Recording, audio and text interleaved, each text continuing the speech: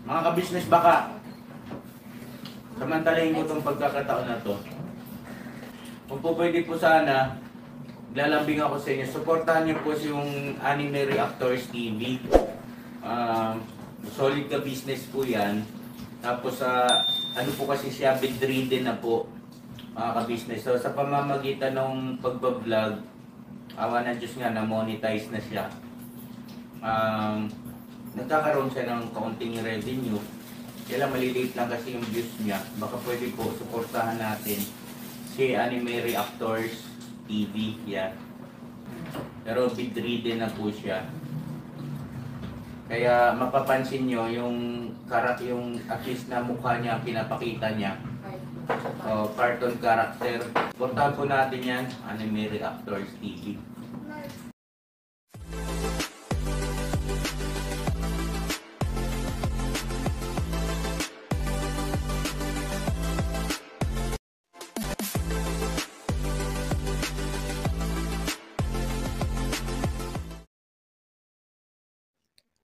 Hello guys, mapagpalang araw po sa ating lahat. Narito pong muli ang inyong lingkod, Anime Reactors TV. At sa mga hindi pa po nakaka-subscribe dyan sa aking munting channel, ay baka pwede naman pong makipindot na po na subscribe button. At makilike and share na rin po ng aking mga video. At patuloy din po natin suportahan ang Mag-amang Ka-Business Official at Papa Dins TV. At ganun din po yung kanilang second YouTube channel na Ka-Business Family.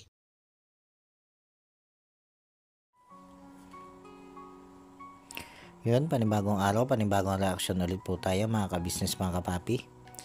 At for today's video po ay muli po nating gawa na reaction itong si Kuya Bong. At ito nga po mga ka-business, mga kapapi. Dahil nga po sa hindi pagpasok nitong si Kuya Bong simula po noong siya'y humingi ng 6 na araw na bakasyon dito kay Laka Business, ay eto nga po, hinanap na nila Ka Business itong si Kuya Bong para nasa ganun nga po ay maagapan nito sila Ka Business ang posibleng tuloy-tuloy na pagkasira na naman ng buhay nitong si Kuya Bong. Dahil batid nga po nila na pag itong si Kuya Bong ay wala po sa poder nila, ay yun nga po, napapariwara nga po ang buhay nito. Dahil ito nga po ay nawiwiling bumarkada dito sa mga kabarkada niya na humahatak sa kanya para siya malulong doon sa kanyang bisyo. At dito nga po sa ginawang paghahanap dito kay Kuya Bong, ay nagtulong-tulong na nga po ito mga kagwang. At mag-ito sila Ka Business para nga po mas madali nila makita ito. Na si Kuya Buknoy nga po at si Kuya Jonathan naging magkasama doon sa isang team. At itong si Intoy naman ay nagmotor para hanapin nga itong si Kuya Bong. Habang itong sila Ka Business naman ay nakasakay sa van. At ito nga po mga ka-business, mga papi, sa paghahanap nilang ito kay Kuya Bong ay natagpuan nila ito si Kuya Bong na nagiinom. At dito nga po mga ka-business, mga kapapi, ay muntikang pang napaaway itong si Ka Business nang dahil dito kay Kuya Bong. Dahil habang kinakausap nga po nito si Ka Business itong si Kuya Bong, ay yung isang kabarkada nito si Kuya Bong ay medyo may hindi kagandahan ang naging tabas ng dila nito sa pananagot dito kay Ka Business. At dahil nga po sa ang hangad nitong si Ka Business ay maisaayos itong si Kuya Bong, kaya naman medyo naginit din ang ulo nitong si Ka Business dito nga po sa isang kainuman nito si Kuya Bong na medyo balibat kung managot o balibat magsalita. Siguro dahil na rin sa impluwensya ng alak, kaya medyo hindi maganda ang tabas ng dila nitong kainumang ito ni Kuya Bong. Na tila ba medyo may kabastusan yung mga pananagot nito kay Laka Business. Kaya naman yun nga po, medyo nasaling ang temperatura nito si Ka Business. at nag-init ang ulo dito sa kainumang ito ni Kuya Bong. Buti na nga lang po mga ka-business mga kapapi ay naging maagap itong mga kasama ni ka-business dito sa team. At nung medyo nakita nila na nagiinit na ito si ka-business ay naawat agad nila. At ito nga po ay hinarang at niyapos na nito si Tangkad para maawat. At dito nga po ay inilayo na nila itong si ka-business dito sa kabarkada o kainuman nga po na ito ni Kuya Bong.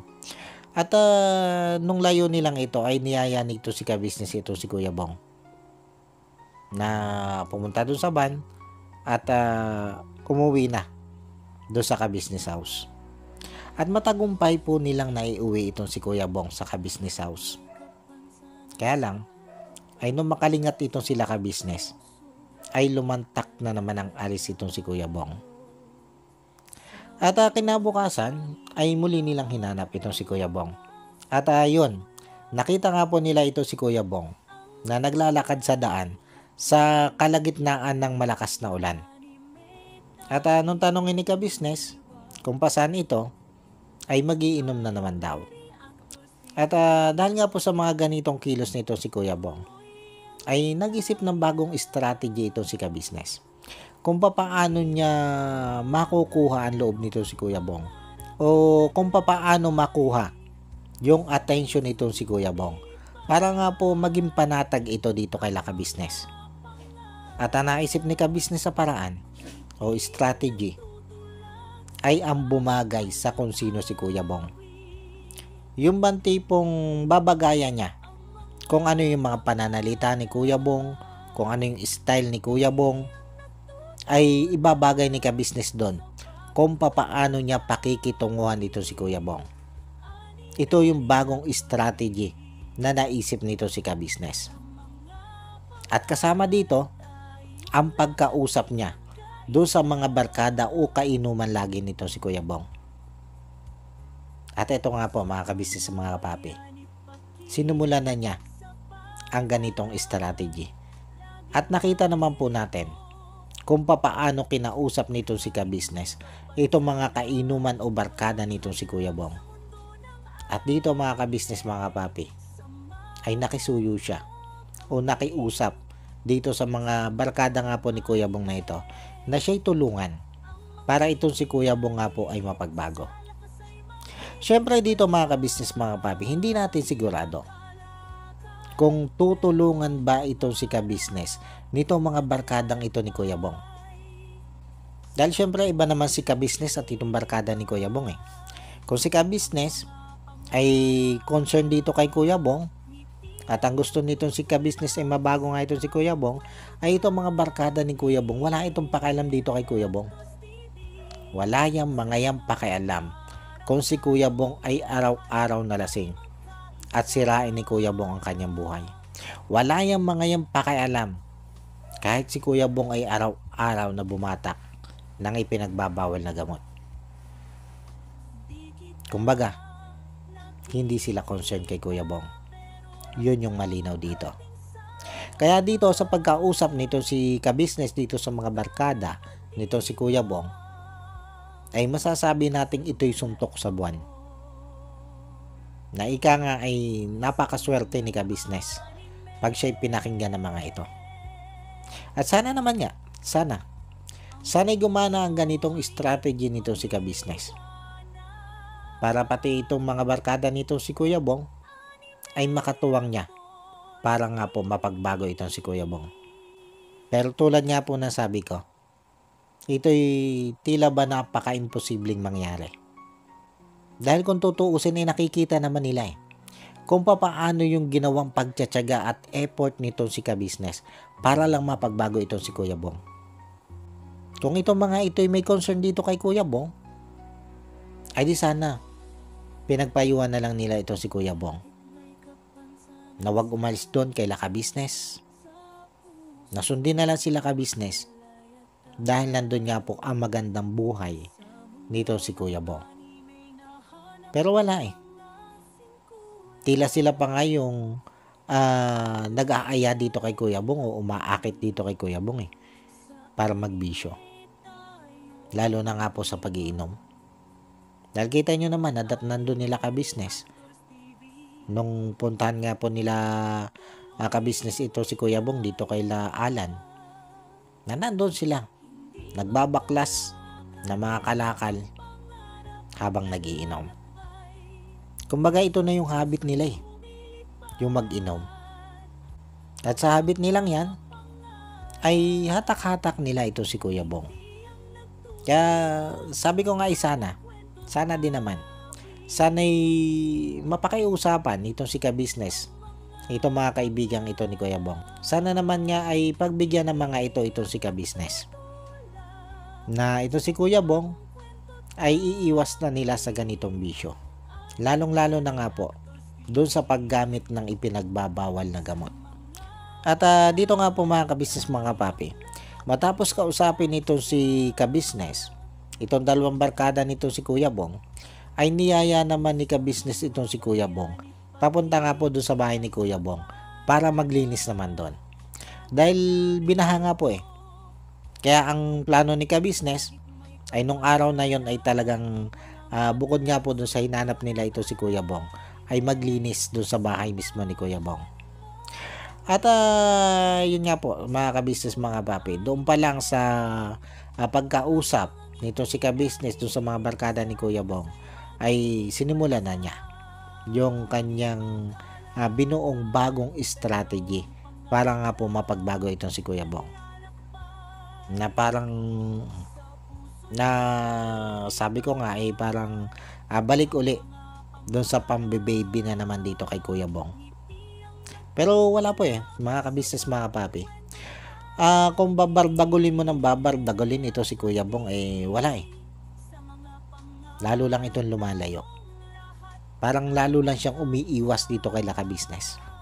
Kaya nakita natin na yung medyo madiing pagkausap nitong si ka-business dito kay Kuya Bong ay tila hindi epektibo. Kaya nga sabi po ni ka-business ay nagkaroon siya ng bagong strategy. At ito na nga po yon, yung bumagay si ka-business sa kung ano yung galawan nito si Kuya Bong. Kung paano siya magsalita, kung paano siya makipagkulitan, makipagkwentuhan, yun yung babagayan ngayon ni ka-business. At nakita naman po natin mga ka-business mga papi na tila epektibo itong strategy ito ni ka-business. Dahil nakita naman po natin kung paano makipag-usap itong si Kuya Bong dito kay ka-business sa ganitong klase ng paraan. Kumbaga, mas nai-express nito si Kuya Bong yung kanyang sarili. Pag ganito yung level ng kanilang pag-uusap. Yung ba tipong barka-barkada ka lang, yung tipong kulit-kulitan lang. Ika nga tropa-tropa lang. Ganon yung ginagawang paraan ngayon ni ka-business. Nasabi ko nga, ay tila ba epektibo ito kay Kuya Bong? Hindi nga lang natin alam kung itong paraang ito ay magiging tuloy-tuloy na epektibo hanggang itong si Kuya Bong nga po ay mapagbago nila. Dahil baka maaaring epektibo lang ito sa paraan ng pakikipag-usap ni Kuya Bong, sa paraan para mailabas nito si Kuya Bong yung kanyang totoong ugali o yung kanyang totoong gawi sa pakikipag-usap o sa pakikipagbarkada. Pero hindi natin alam kung ito nga ba ay magiging susi doon sa pagbabago nito si Kuya Bong. Dahil mga ka-business mga kapapi, halos lahat na ng paraan, halos lahat na po ay nagawa nito sila ka-business.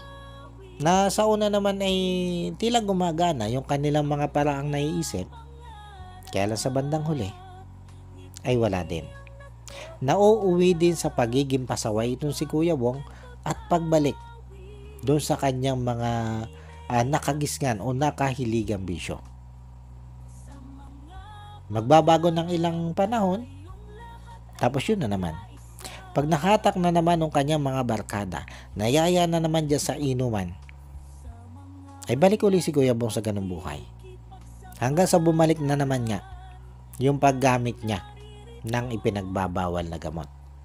At ito nga pong huling paraan na ito ni ka-business ay wala itong kasiguruhan kung ito nga ba ay magiging effective dito kay Kuya Bong. Sana nga maging effective. Dahil napakahaba na rin Napakahaba na rin ng itinakbo ng kwento nitong si Kuya Bong. Pero, nagbago man siya, ay kaunting-kaunti lang. Kumbaga, ang nabago lang sa kanya ay yung pagkaalis niya doon sa pagiging taong grasa. Dahil kahit pa paano ay nakikita nating malinis-linis ng tingnan nito si Kuya Bong kumpara dati na unang na-vlog ito nila ka-business. Pero kita nyo naman, pag ilang araw na itong hindi napunta dito kay ka-business, ay halos gano'n na ulit siya sa dati. Ang pagkaiba nga lang ay maigsi ang buhok niya ngayon. At noon ay sobrang haba at dikit-dikit na. Yun lang yung pinagkaiba . Pero yung kanyang pananamit, yung dungis niya, at sabi nga nila ka-business yung amoy, ay wala na halos pinagkaiba dun sa dati. Ganon si Kuya Bong sa tuwing aalis dito kay ka-business at hindi na naman siya papasok ng ilang araw. At natawa pa nga ako dun sa isang katwiran ni Kuya Bong na yun daw ay disguise. Disguise daw niya yun. Pero syempre, ay alam naman natin lahat na yan ay excuse lang nito si Kuya Bong doon sa pagiging madungis niya. At sinasabi nga niyan disguise yan. Pero ang totoo hindi talaga siya naliligo. Ang totoo talagang tamad siyang maligo pag wala siya dito kay ka-business. At inaayaan na lang niya yung kanyang sariling mabaho.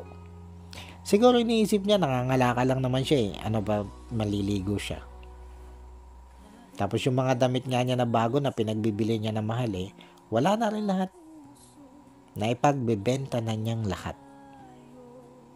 Diyan to si Kuya Bong pag nawawala sa giya nila ka-business. Kaya sana naman itong bagong strategy ito ni ka-business ay tuluyan na maging epektibo. At ang sabi nga dito ni ka-business ay bibili niya ng sidecar itong si Kuya Bong. At kung gusto nitong si Kuya Bong na mangalakal, sige. Mangalakal siya.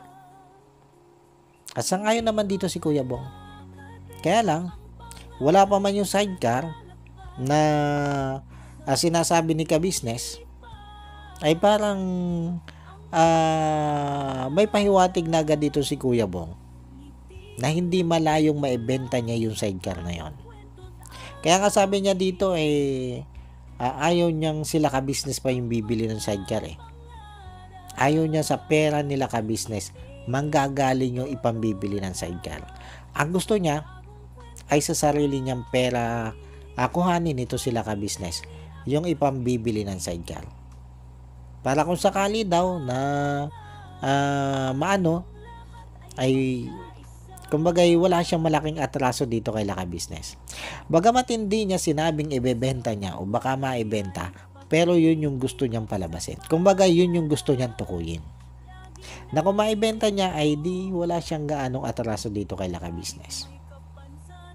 Alam niyo mga ka-business, mga papi, ito yung mahirap dito kay Kuya Bong pag may hawak siyang mga gamit. Kaya tama lang na hindi na ito ibili ng gamit nito sila ka-business. Dahil sayang lang. Bibilihin nila ng sa mahal na halaga. Tapos bigla na maibebenta nito si Kuya Bong sa napakababang halaga. At ang katwiran niya, wala siyang pera. Wala siyang makain. Pero kung pangkain din lang, hindi naman niya kailangan ibenta yung kanyang mga gamit. Dahil kung tutuusin, may pera naman siya dito kay Mrs. Ka-business. Eh ano ba yung pumunta siya doon sa ka-business house? At magsabi siya, bumali siya. Kung pangkain nga lang ang kanyang gagastusan. Pero hindi. Kaya nahihiya siyang pumunta dito kay ka-business at bumali. Dahil alam niya sa sarili niya na hindi naman niya sa pagkain yun ilalaan kundi doon sa kanyang bisyo. Sa bagay kung tutuusin, wala namang pakailam na dito sila ka-business sa pera ni Kuya Bong eh. Kung saan man niya ito gastusin, wala namang pakailam dito sila ka-business. Pero syempre, bilang tumatayong tatay at nanay nito si Kuya Bong, itong si Mr. and Mrs. ka-business, kailangan pa rin nilang kontrolin itong si Kuya Bong. Lalo na nga po sa paglalabas ng pera. Lalo't alam nga po nila na itong si Kuya Bong ay gumagamit ng ipinagbabawal na gamot. Kaya kung lalargahan nila ito ng lalargahan ng malaking pera, ay parang inilubog na rin nila itong si Kuya Bong doon sa hindi magandang vision nito si Kuya Bong, o doon sa paggamit nito si Kuya Bong ng ipinagbabawal na gamot. Kaya tama lang ang ginagawa nito si ka-business. Napakaunti-kaunti lang ang ibigay nilang pera dito kay Kuya Bong. Nasa gayon nga, ay hindi siya yung bumibili ng bumibili nung kanyang ipinagbibisyo. Pero syempre, mas maganda dito, ayun talaga makontrol na nila ng tuluyan ito si Kuya Bong. Yung dito na siya tumira sa ka-business house. At yung bahay nga nito si Kuya Bong ay tuluyan ng paupahan. Katulad nga na nasa plano nila. Para kahit papaano, ay medyo magabay-gabayan naman ito si Kuya Bong nito sila ka-business. Pero alam niyo mga ka-business, mga kapapi, sa totoo lang, sa nakikita kong ginagawang ito ni Kuya Bong, na paulit-ulit na nga lang na ganyan, paulit-ulit na lang. Sa tingin ko po mga ka-business, mga kapapi, sobrang mahihirapan dito sila ka-business para pagbaguhin ito si Kuya Bong. Hindi naman natin sinasabing hindi na magbabago ito si Kuya Bong, pero napakahirap na gawin ito nito sila ka-business.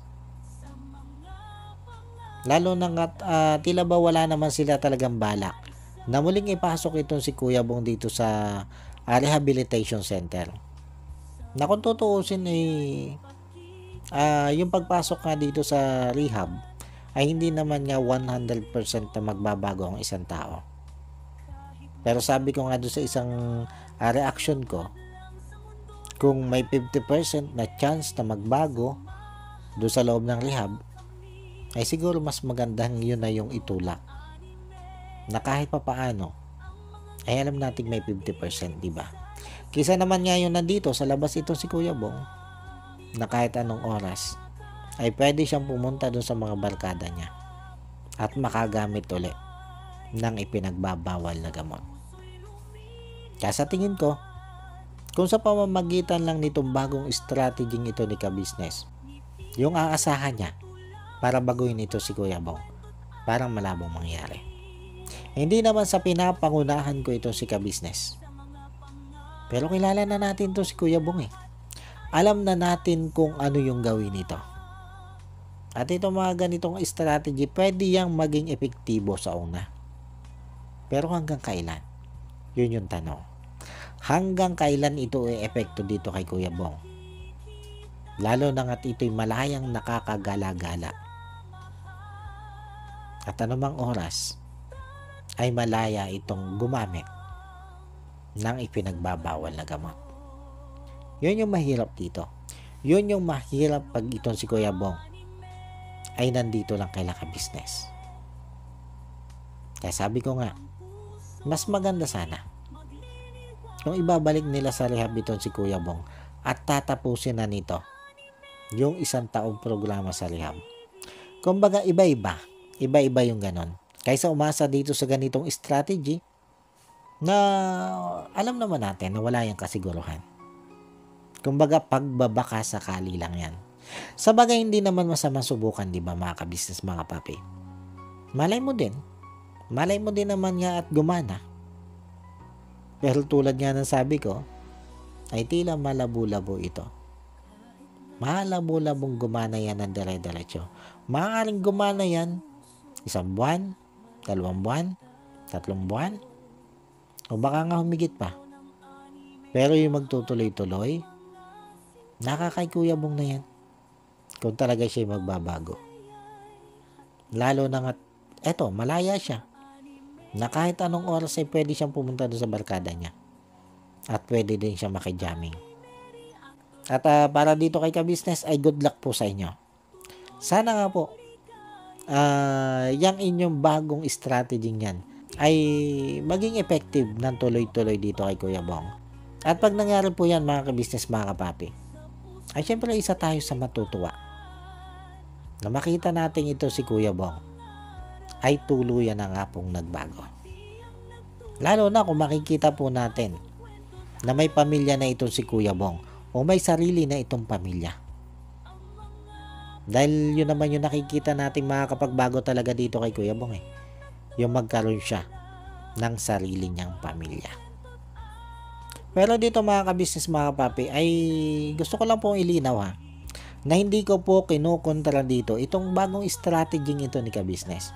Kumbaga hindi lang ako believe na ito yung makakapagpabago dito kay Kuya Bong. Hindi naman sa kay ka-business ako hindi believe kundi dito ako kay Kuya Bong hindi believe eh. Dahil sabi ko nga, nakita ko na ang halos lahat ng klase ng paraan na ginawa nito sila ka-business. Maging yung sakripisyo nito sila ka-business para mapagbago na ito si Kuya Bong. Pero wala halos nangyari. Inuulit ko po, hindi ako kay ka-business walang bilib, kundi dito kay Kuya Bong. Diyan ako walang kabilib-bilib. Pero tulad nga po ng sabi ko, ay malay naman po natin kung talaga maging epektibo nga po ito. Hindi naman masama sumubok eh. Walang masama na subukan ang lahat ng paraan para mapagbago na ito si Kuya Bong. At dyan ako saludo kay ka-business. Nawala sa bokabularyo niya ang sumuko para pagbaguhin ito si Kuya Bong. Na kahit ramdam na natin yung inis niya, ay tuloy-tuloy pa rin siya. Kumbaga hindi niya binibitawan ito si Kuya Bong. Hindi po dahil sa malaki ang views ni Kuya Bong Dahil nakikita naman natin ngayon na pag si Kuya Bong itong vlog hindi din naman ganun kalalaki yung views niyan Kundi ang talagang layo nilang dito ni ka-business ay tuluyang mapagbago itong kanyang isang kagwang na ito na itinuring na nga po niyang tunay na pamilya. Yun po yung tanging layunin dyan ni ka-business. Yun lang po at walang iba. Paano po mga ka-business, mga kapapi? Hanggang dito na lang muna ulit po. Sana po nagustuhan nyo itong aking reaction video na ito. At muli po, ay maraming salamat po sa patuloy pong sumusuporta at sa wala pong sawang nanonood sa aking mga nare-reaction ng video. Maraming salamat po. At sa mga hindi pa po nakaka-subscribe dyan sa Muntikon channel, ay baka pwede naman pong makipindot na po ng subscribe button at maki-like and share na rin po ng aking mga video. At yun, bago po tayo tuloy ang magtapos, ay gusto ko lang pong i-shoutout. Itong sila Ma'am Nerissa ng New Jersey. Shoutout po sa inyo ma'am at maraming salamat po sa patuloy nyo pong pagsuporta at sa wala nyo pong sawang panonood sa aking mga nare-reaction ng video. Maraming salamat po ma'am. At ganon din po dito kay Ma'am Elena Capillo. Shoutout po sa inyo ma'am at maraming salamat din po sa patuloy nyo din pong pagsuporta at sa wala nyo din pong sawang panonood sa aking mga nare-reaction ng video. Maraming salamat po. At shoutout din po dito kay Idol Wakiwak TV. Shoutout sa iyo Idol. At ganon din po dito kay Jewel Channel. Shoutout po sa inyo sir. At shoutout din po dito kay Papa Sundot. At syempre ganon din po dito sa mga magigiting na kagwang nitong si ka-business. Na sila Kagwang Intoy Official, Kagwang Bay Papaya Official, Kagwang Boknoy Official, Kagwang Bornok Official, Kagwang Bugi Official, Kagwang Bong Official, at Kagwang Damulag Official. Shoutout po sa inyo lahat. At ganon din po dito sa aking mga kasama reactor na sila Ma'am Fleurs Channel, MK Inday Okride TV, Annalisa Reality Vlog, Alminda Mix Vlog, Katangay PLC, Kalingap Turak, Taong Gala, Joyce 27 TV. Shoutout po sa inyo lahat. At yun muli po, ay maraming salamat po. And God bless po sa inyong lahat. Anime Reactors, shoutout po. Suportahan natin yan si Anime Reactors TV. Yan, pakisupport po natin. Siya po ay isang bedridden na mga ka-business. Check nyo po yung kanyang YouTube channel, Anime Reactors TV. Siya po siyang bedridden na, ayan, kahit papano nakakagawa-gawa siya ng mga reaction video patungkol sa ka-business official. Suportahan po natin para kahit papano magkaroon siya ng revenue, may magamit siya sa pambili-bili man lang ng gamot, ano po mga ka-business.